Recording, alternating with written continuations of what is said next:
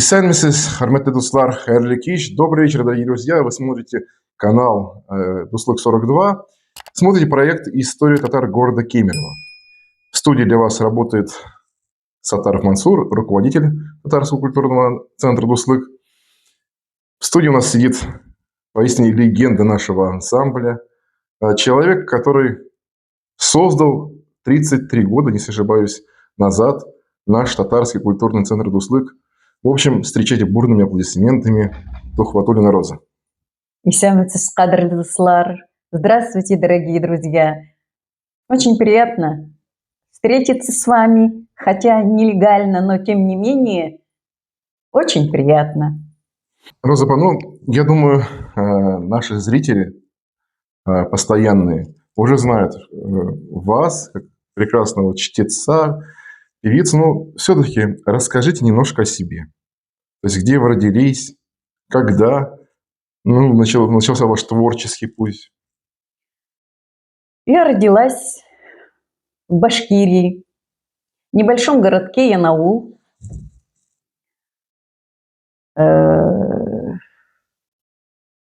В 1951 году, 20 июля. Что еще я могу сказать? Прожила я с бабушкой, родителей у меня рядом не было, но тем не менее бабушка дала мне все, что нужно было мне в дальнейшем в моем жизненном пути. И оказалось это правдой. Она была настолько развитым человеком, хотя она прошла только медресе, она здорово разбиралась в фольклоре, пословицах, поговорках, всяких прибауток она знала очень много. И все она мне передала. А я малости, то есть в малом юном возрасте, когда мне было лет 4-5, она меня постоянно учила вот этим прибауткам, фольклору. И тем не менее она у нас, хоть и была человеком набожным, и учила меня даже мусульманскому языку, арабскому языку. И я до сих пор их знаю. И они у меня остались в памяти. Вы поможете нашим зрителям немножко продемонстрировать из того, из каких шуток, прибауток, тому, чему научила вас бабушка? Например, «Тоз вазыте, штям буйлап ките, ваши татлы и харам». И попробуйте догадаться, что это за загадка. Я думаю, зрители в комментариях напишут обязательно.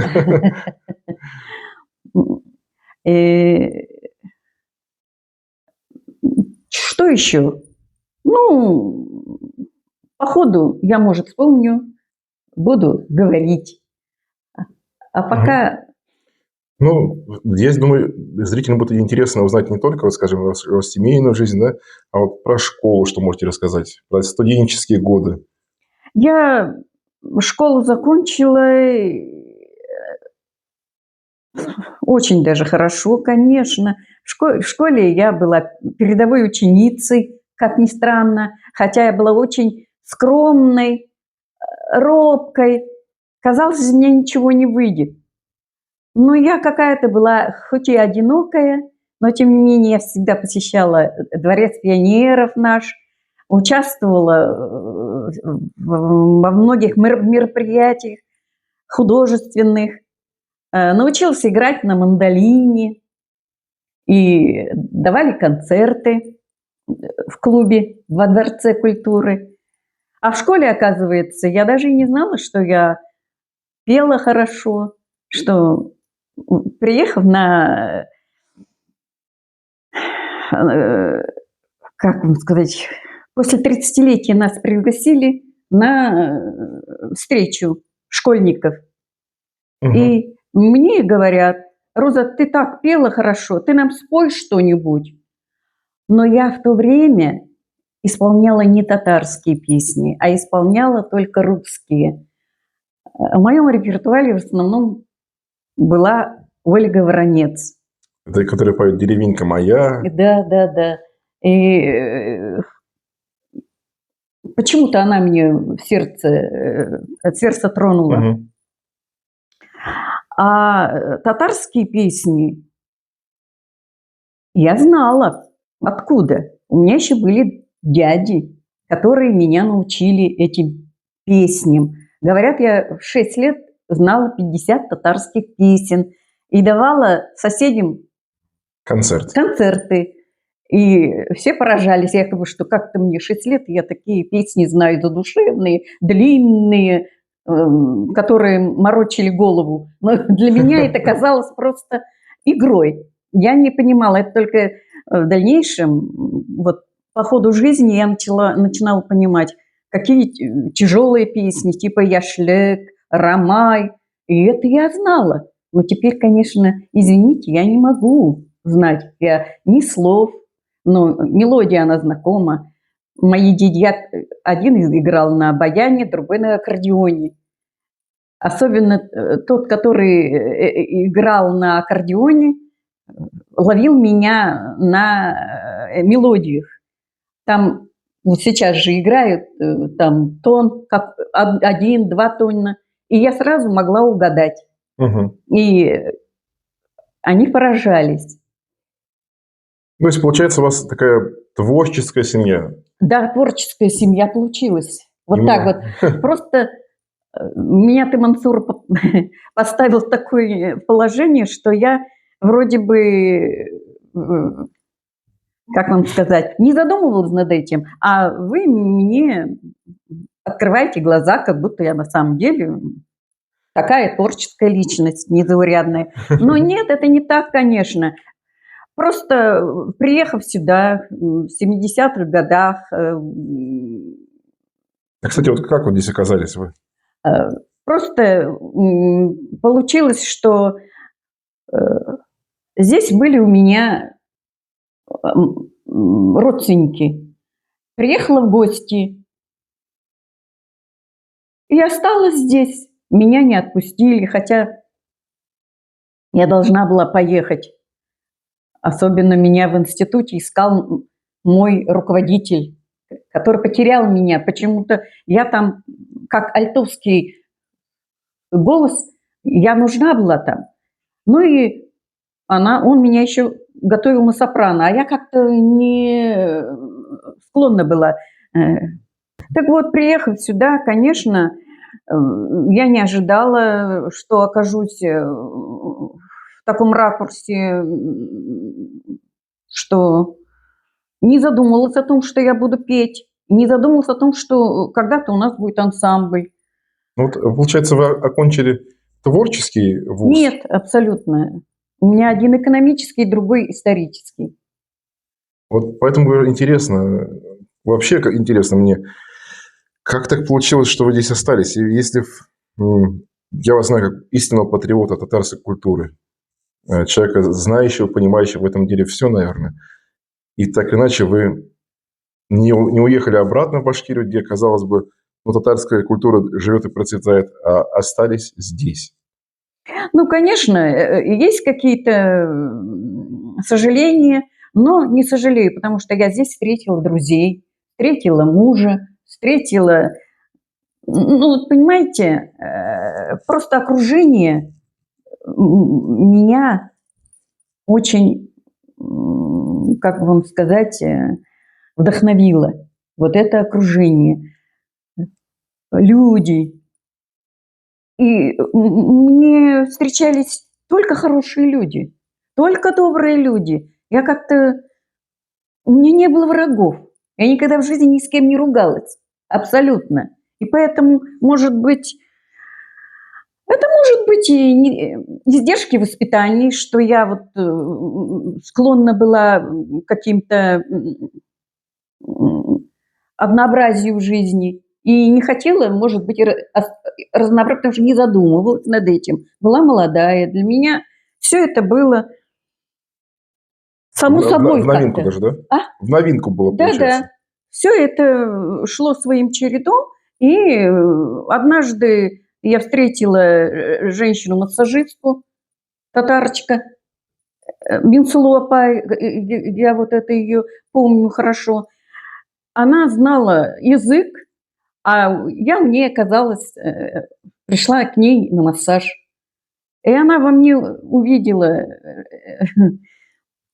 ну, татарочку, которая хорошо говорит на татарском языке. Мгм. И она так удивилась, говорит, я вообще, мол, не видела таких. А ты вот какая-то особенная. И Но я вот все-таки до создания вот татарского центра, получается, прошло, ну, где-то было 20 лет, да? Если вы в 71 году приехали, получается, в Кемерово. в Кемерово я приехала где-то в 72-м. И вот нам, думаю, всем интересно, вот до татарского центра вы в Кемерово чем занимались, какой деятельностью? Преподавательской деятельностью. Я,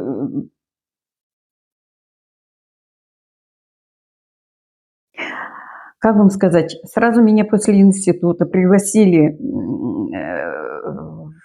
в ГРАНО, начальником отдела опеки и попечительства города. И я это возглавляла недолго, но где-то 6 лет, да? И за эти 6 лет, конечно, я получила очень многое для себя и сориентировалась вообще в жизни, что мне важно, что мне нужно. И, естественно, и находясь, и работая там, я еще и в школах работала, в университете КГУ работала, вела научный коммунизм, понимаете? И все это было, как вам сказать, ну вот завкафедрой научного коммунизма очень тоже во мне видел перспективного преподавателя, что я буду защищаться, что я буду сдавать кандидатский минимум. Вроде бы я историю там сдала. А потом вышла замуж. Замуж вышла, и моя диссертация накрылась. Как так вот. Ну, что еще? В общем, семейная жизнь повлияла и на работу, получается. Так сказать, ну, Да, встреча с судьбой своей. да. Так вот, видимо, и получилось. Но вот творчество вы, получается, как бросили в то время или продолжали где-то петь вот до создания татарского центра? Нигде не пела, нигде. Просто в душе у меня где-то был закраден мой потенциал, который я хотела выложить. Вот понимаете, вот выложить хотела. И я никому об этом не говорила, абсолютно. И только вот когда встретила я вот эту массажистку, она мне говорит, слушай, раз такое дело, надо организовать. Я говорю, я с удовольствием, только у меня нет людей, где мне их найти? И вот она мне дала направление Гаухар ханым. Угу. Она вела арабскую графику и одновременно татарский язык. В Кемерово. Кемерово. Как ее зовут еще раз? Гаухар ханым.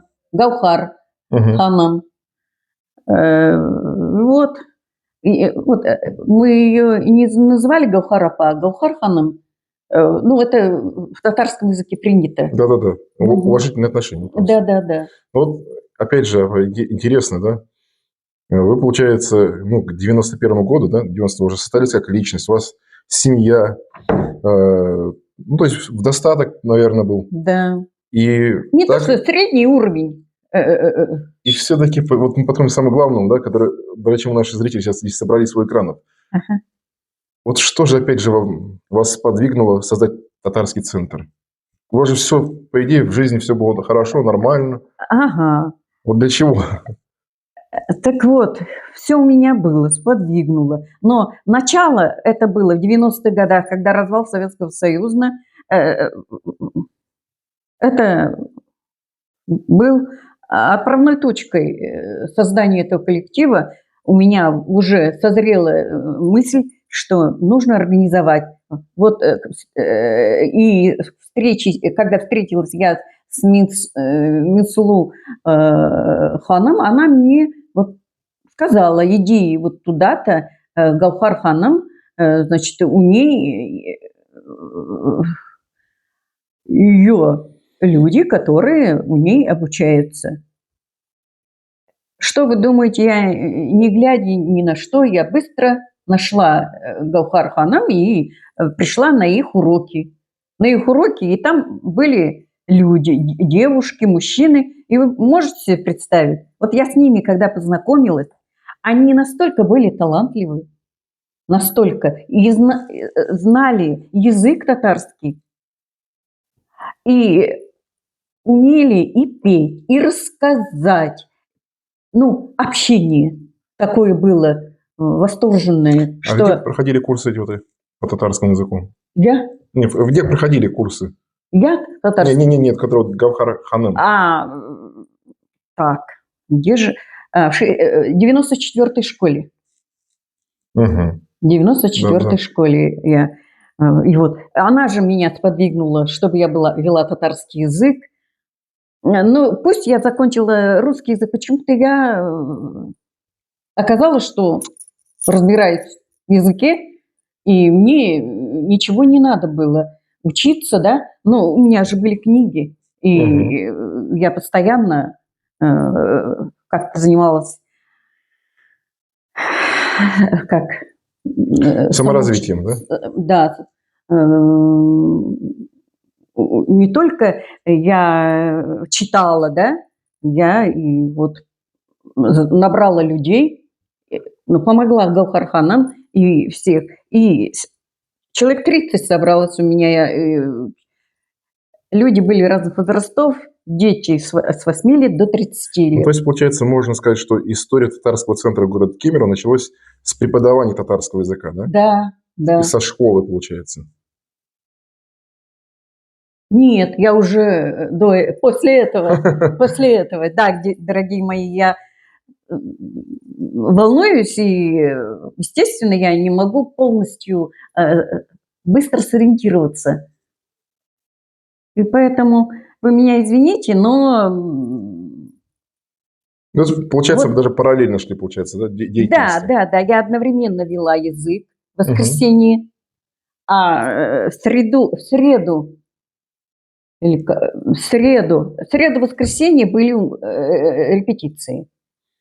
А не то, что у нас репетиции, у нас же не было для организации, не было своей комнаты.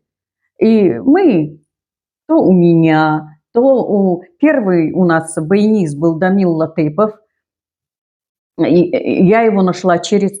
Да, кстати, надо сразу сказать, что все это же было при татарском центре. Татарский центр возглавлял Хабибулин, это областной центр, а городской центр Исхаков Хамза Ахметович. Вот. И я общалась и с ними, и с ними. И каким-то образом друг или Хабибулина, или Исхакова, они мне предложили баяниста. Это, ну, кто-то предложил мне. И мы нашли этого баяниста, он пришел, и вот Дамил Латыпов, он еще жив, но настолько он был классным баянистом, он не только баянистом, он еще был танцором. И он тоже из Башкирии умел преподать башкирский танец. Это было что-то. Раньше же не было этих смартфонов. Можно было сфотографировать и показать. И не покажешь. Вот первый концерт, я что-то помню, он танцевал в Ижмурте, в теплой речке. И это танец, он навсегда у меня остался в памяти, потому что такие танцы танцуют только спецы, танцоры. И пел. Ну, многогранный был парень. А потом по каким-то обстоятельствам он оставил, и на одном из сабантуев, которые проводились у нас в горсаду, отец будущего нашего руководителя, будущего баяниста Шайдулина Равиля меня пригласил и говорит, у меня есть сын, который умеет играть на баяне. Я говорю, прекрасно, у нас как раз необходим баянист. Ну и вот, как слон, так и делом, он пришел и оказался настолько тоже даровитым баянистом, хотя он плохо знал язык, но, тем не менее, быстро слух был замечательный. И он втянулся в нашу колею и всем подыгрывал, потому что раньше у нас не было этих... Минусовок, да, фонограммы. Фонограмм не было абсолютно. Все это было вживую. Дальше больше появился Халиулла, баянист. Ну, он до сих пор у нас бессменный баянист, концертмейстер бессменный. Тоже настолько талантливый, человечный, добрый, что приятно и общаться. И он всегда радует нас. Мы тоже хотим его постоянно видеть и общаться с ним. Ну вот, опять же, все-таки, пока не ответили на главный вопрос. Ну, получается, вы один из создателей татарского центра, да? Можно вас так назвать, да? Ну, да. Ну, потому что раз я собираю по крупицам и там, у меня встречаемся, у этого Тамила Латыпова встречаемся, у всех могли встречаться, репетировать. Потом нам дали в Косахимзаводе комнату. И вот, хотя до этого у нас, встречаясь по квартирам, у нас был создан репертуар концертный. Туда входили не только песни, и стихи, и юморески. Ну, что еще? Какие могут быть еще там сценки? Все это мы собирали, и в конце-то концов в Коксахимзаводе мы сделали большой концерт, дали большой концерт. И он у нас очень хорошо получился. Но в то время ведущих еще не было. Я была и ведущей, и конферансье, и рассказчиком, и певцом. Все в одном. Все в одном. Но всем понравилось, и все были довольны. И там как раз в этом концерте несколько человек появилось, которые изъявили желание участвовать у нас и выступать. Причем все они были одаренные. Вот все. У нас не было так, что пришли, что не мог петь там, да? У нас каждый из вступивших в наш ансамбль имел свой репертуар. Это было похвально. Ну вот точнее, мне дядя рассказывал, не знаю, насколько это правда или нет, что на концерт Дуслака зачастую не было даже билетов, что залы полные были. Да, ведь зал вот в нашем ДК здесь, полный зал был, аншлаг. Вот постоянно. Вопрос, как это получалось? А понимаете, в то время же не было вот этих смартфонов, ноутбуков, компьютеров, телевизионных передач со всех концов России на национальном языке. Люди очень сильно соскучились по родному языку, по песням, по стихам, по юморескам, понимаете? И было очень интересно слушать. Вот любая вот и песни пели, и всем нравились эти песни. И мы шли на бис, понимаете? Я вот просто поражаюсь, думаю, боже мой. Вот это Айрл Магазон у меня так и... Ну, это уж в конце у меня это песни были уже, да? Но, тем не менее, это лет 20 назад. И постоянно кричали «Айрл Магаз, Айрл Магаз». И сейчас вот тоже говорит, почему Роза-то Тухватуллина не поет?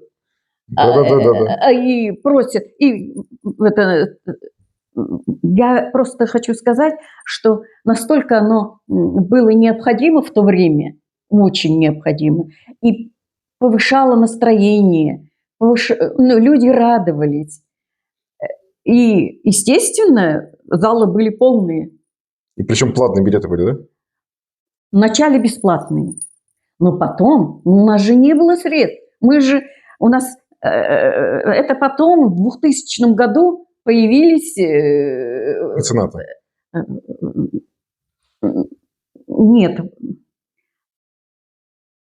Спонсоры, наверное. Спонсоры, ну, у нас спонсор был председатель хлебозавода. Вот он... Софьянов, да? Софьянов. Вот он здорово нам помог транспортом. Он всегда, я, например, приду в 7 утра, жду, когда он придет. Он приходит в 7:30, и я захожу, и он спрашивает, в чем дело. Я говорю, вот тогда там нужна машина. И он безвозмездно, он нам давал эти машины, и мы по всем городам и весям ездили, понимаете? Ну, вот как мне Равиль Замович рассказывал, что нет ни одной деревни татарской в Кузбассе, где бы не выступал Дуслык. Может быть. Просто это так было давно, дорогие мои. 30 лет назад, 33 года назад. Я, конечно, многое забыла. Ну, на этой прекрасной ноте остается пару вопросов, наверное, Розапа. Или пару даже, скажем так, советов. Ну, во-первых, вот как вы думаете, как татарский центр до сих пор живет? Почему? Если нет никаких финансовых вливаний особо больших, да? Почему люди приходят сюда? Почему люди хотят петь, плясать? Почему? Вот в чем изюминка нашего с вами коллектива? Во-первых, в нашем коллективе в основном все такие добрые, находчивые, с хорошим настроением, добрые люди, к которым все тянутся. А это немаловажно в обращении, понимаете? И, естественно, послушать вживую артистов, мы же уже считаемся артистами, Да. им очень приятно. И я думаю, это немаловажно, и это является основой для посещения наших концертов. Ну, вот, не знаю, как на ваш взгляд, но мне кажется, наш коллектив, я, конечно, знаю, что нас будут смотреть и в Прокопьевске, наверное, и другие наши коллективы, но я считаю, что кемеровский коллектив, наверное, самый необычный. Я всегда говорю об этом, что наш Дуслык, он не такой, как все. Здесь собраны разные люди, но которые горят одной мечтой, одним желанием. Согласны со мной? Несомненно, это так. Ну, и вот, я думаю, у нас смотрят и молодые татары, которые, возможно, из Кемерово, да? Вот что вы можете им пожелать? Ну, не терять себя и жить полноценной жизнью, чтобы и поддерживать нас, немолодых, и я считаю, что необходимо привлекаться к нам, общаться с нами и собирать людей, и чтобы мы не расходились, как раньше, чтобы у нас все было едино, и чтобы мы, как говорится, и в единстве сила. Хорошие слова. Ну и такой вопрос. Могли бы вы 33 года назад подумать, да, что Дуслык будет так долго жить и петь? Что вы? Даже в мыслях у меня не было, что я когда-то буду основателем, якобы, да, и организатором. Ну, абсолютно, конечно, нет. Конечно, нет. Но то, что у меня какой-то был потенциал, я выдала. И я думаю, очень рада, что я вложил какую-то лепту в этой организации. Огромную лепту, я бы сказал. Ну, на самом деле, еще много чего можно спросить у нашей Розы Апы, но время нашего выпуска подходит к концу. Сегодня в студии в нашем татарском офисе был и остается человек, основатель нашего ансамбля «Дуслык», татарского культурного центра Роза Тухватуллина. И мне остается напомнить вам, что вы можете поставить лайк, подписаться на канал, написать комментарий, поделиться данным видео, чтобы наш проект «Татары города Кемерово продолжал жить. Роза, ну, может быть, нам споете «Орел Магас»? Буквально один куплет. Ой, не ожидала.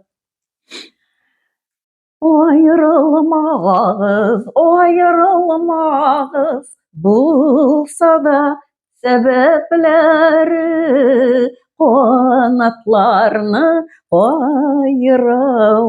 ayrıl saatleri. О чем песня, кстати, напомните нашим зрителям? А я сейчас русский перевод Да. сделаю, это Мгм. будет ясно. Возле речки сидит лебедь с оборвавшимся крылом. Очень стало мне тоскливо, что расстались мы с тобой. Не расставайтесь, не разлучайтесь с дорогими вам людьми. Даже если есть обиды, их простите, я прошу. Не расставайтесь, дорогие мои. Дорогие друзья, действительно хорошие слова от нашей Розы Топотулиной. Не расставайтесь с нами, оставайтесь с татарами города Кемерово, с Дуслуком 42. И мы очень надеемся, что наш ансамбль еще отпразднует хотя бы 50-летие. У нас с вами был Дуслык 42.